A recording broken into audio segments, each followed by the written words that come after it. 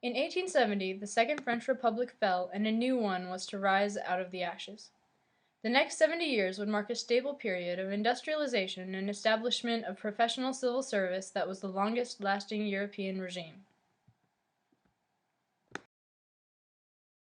Napoleon III was defeated in Sedan in the Franco-Prussian War. At this time, while trying to scrape up a sufficient government, the French still had to defend themselves from the Germans, raising a 360,000-man National Guard and dealing with food and water shortages. This was one of just two sieges, in addition to the 5 billion franc indemnity they had to pay to Germany, the loss of Alsace-Lorraine, and the occupation of Germany in the north. Originally, the Third Republic was set up as a temporary republic while the government tried to find a suitable monarch to rule France, but the monarchists who won the election were politically divided and unable to agree on a ruler. Finally, a series of failed rulers led to the official establishment of a republic in 1875. The Constitution of France was very similar to the American one. The president was the leader of the republic, he had the right to dissolve the Chamber of Deputies with the support of the Senate, and he had the right to nominate the new head of government. He played an important role in foreign affairs. The Senate was elected by mayors and councilors in counties throughout France. It was nicknamed the Chamber of Agriculture because the countryside was overrepresented. Senators were elected every 9 years. Conservative, rural interests dominated the Senate and were thereby able to block progressive legislation in the areas of women's and workers' rights. The Chamber of Deputies was chosen every 4 years.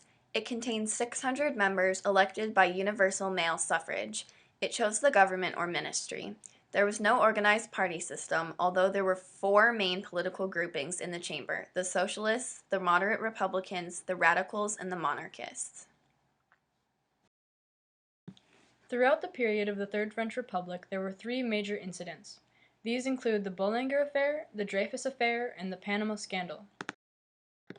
General Boulanger was the Minister of War, and he spoke out against Germany, which the government did not like. He was one of the only Republicans, as most generals were monarchists. The president stripped him of his title.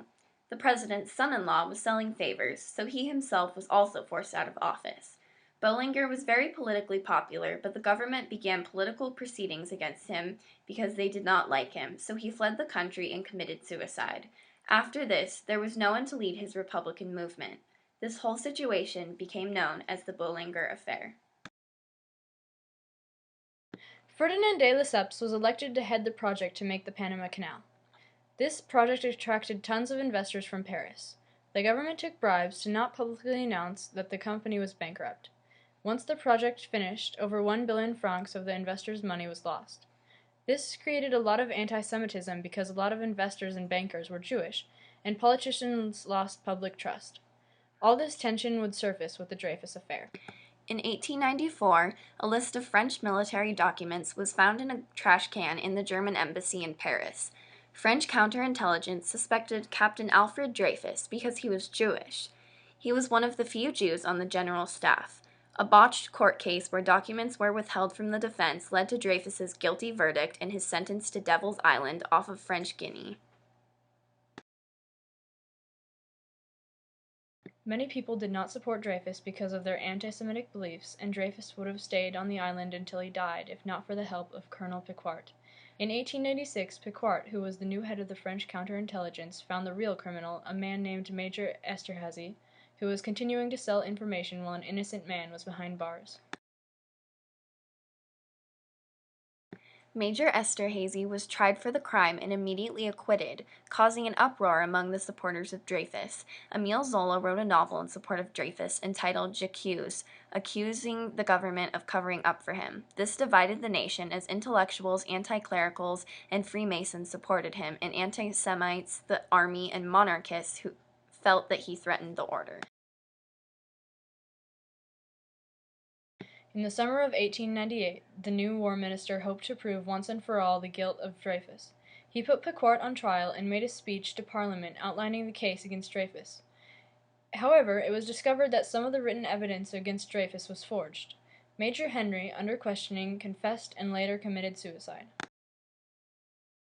The case was referred to the appeal court. In June 1899, after a number of delays, a new trial was decided. Dreyfus was brought back from Devil's Island. He was again found guilty, but with extenuating circumstances, and he was given a presidential pardon.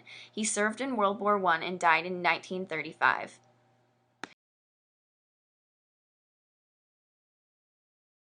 The Dreyfus Affair was the last major incident of the Third French Republic, but until the Germans invaded in 1940, there was a struggle between church and state over education and politics, as the monarchists supported the Catholic Church and the growing number of liberals and Republicans supported the separation of church and state.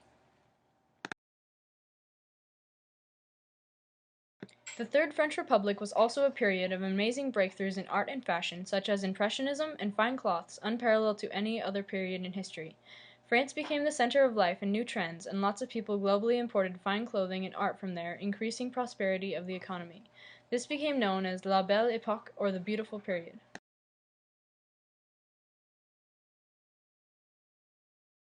However, just as France thought they were secure and happy, the Third Republic fell with the invasion of the Germans in 1940.